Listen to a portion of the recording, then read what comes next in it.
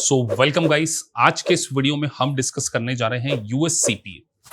देखिए, आज अगर आप एक वर्किंग प्रोफेशनल, हाउसवाइफ या बीकॉम स्टूडेंट हैं और आप अमेरिका के चार्टर्ड अकाउंटेंट के इस प्रोफेशन को ज्वाइन करने के लिए सोच रहे हैं, तो आपके मन में बहुत सारे क्वेश्चंस होंगे।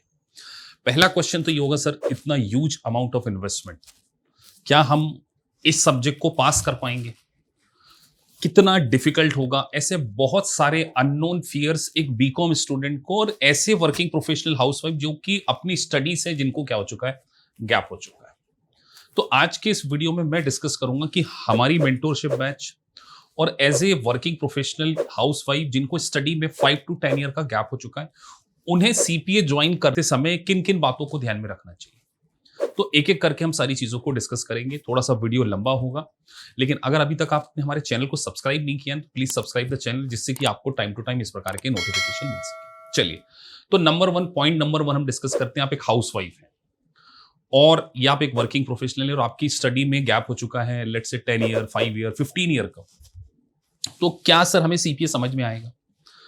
अब हमारी जो एक बड़ा यूनिक फीचर है, बेसिक फंडामेंटल। सबसे पहले हमने क्या करना है, अगर आप एक वर्किंग प्रोफेशनल हैं, आप 8 आवर्स की जॉब करते हैं, तो मैंने आपका एक परफेक्ट स्टडी प्लान बनाना है।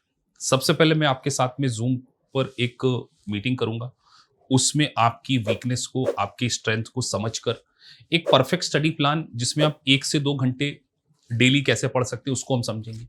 आपके बेसिक्स के ऊपर काम करेंगे और आपके स्मॉल स्मॉल टारगेट सेट करेंगे।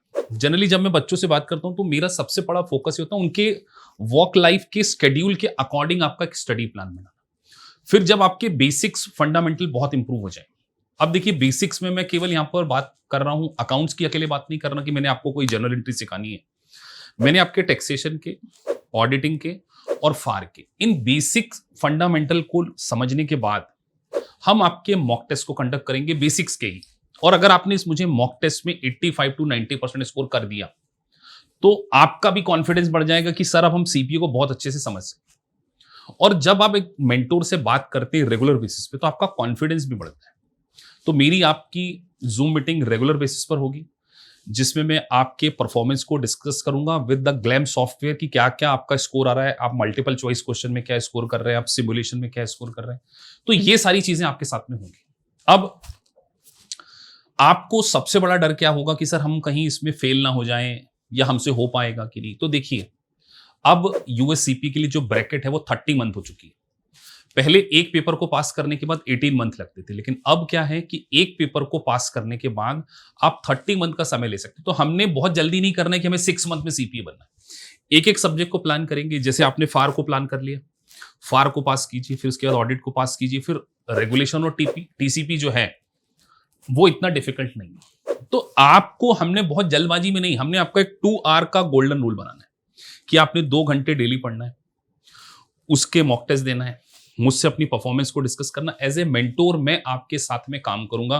और अगर आपने हमारी इस मेंटोरशिप बैच को ज्वाइन किया तो आप बहुत सारे वीडियोस हमारे देख सकते हैं, housewife, working professional, BCom student पास कर पा रहे हैं। मैं आपसे एक और बात कहूं, देखिए सीपीए एक छोटा कोर्स नहीं है, एक बहुत बड़ा सपना है। आपकी लाइफ को ये चेंज नहीं करेगा, ये आपकी लाइफ में ट्रांसफॉर्मेशन लेकर है। और ट्रांसफॉर्मेशन अगर आपको करना है तो फिर कुछ बड़े डिसीजन आपको लेने पड़ेंगे। आप सोचिए, आप अकाउंट्स पेबल में काम कर रहे हैं, R2R की प्रोफाइल में काम कर रहे हैं, एडमिन में काम कर रहे हैं। बहुत सारे लोग जूनियर प्रोफाइल में 10 ईयर, 20 ईयर स्पेंड कर देते हैं, लेकिन सीपी अगर आप करेंगे तो अमेरिका के सबसे बड़े अकाउंटिंग प्रोफेशन के आप मेंबर बनने वाले। सीपी एक लाइसेंस है। आज अगर आप कनाडा से इस वीडियो को देख रहे हैं या यूएस से आप इस वीडियो को देख रहे हैं, तो कितनी सारी अपॉर्चुनिटीज आ रही है। मतलब कनाडा, यूएस में अगर कोई भी अकाउंट्स की प्रोफाइल होगी, उसमें minimum requirement they are asking CPA.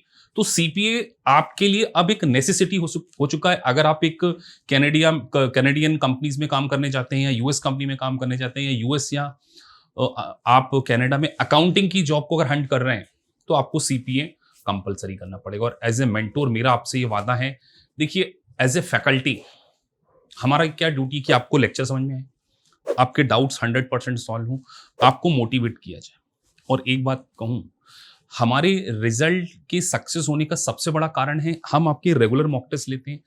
आप जब एक्चुअल एग्जाम देने जाएंगे ना, उसके पहले मैं आपके 2 मॉक टेस्ट को कंडक्ट करूंगा, और अगर आपने दोनों मॉक टेस्ट को पास किया तभी जाकर मैं आपसे कहूंगा कि आपने एक्चुअल में एग्जाम दी थी।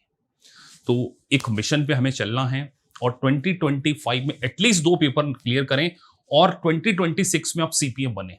तो सीपीए पॉसिबल है वर्किंग प्रोफेशनल के लिए, हाँ थोड़ा सा मुश्किल है, लेकिन देखिए अगर बहुत ही आसान होता तो सभी नहीं कर लेते। तो proper study plan, basic fundamental, mock test, doubt session personal level पर, एज ए मेंटोर जब आपके साथ में काम किया जाएगा तो आपको ये कॉन्फिडेंस रहेगा, मैं आपको ये विश्वास दिला पाऊंगा कि आप सीपीए बनेंगे। और सच कह रहा हूं, आपको आपकी लाइफ में एक चांस अपने लिए लेना चाहिए और अकाउंटिंग फील्ड के सबसे बड़े डेजिग्नेशन को आपने अचीव करना चाहिए।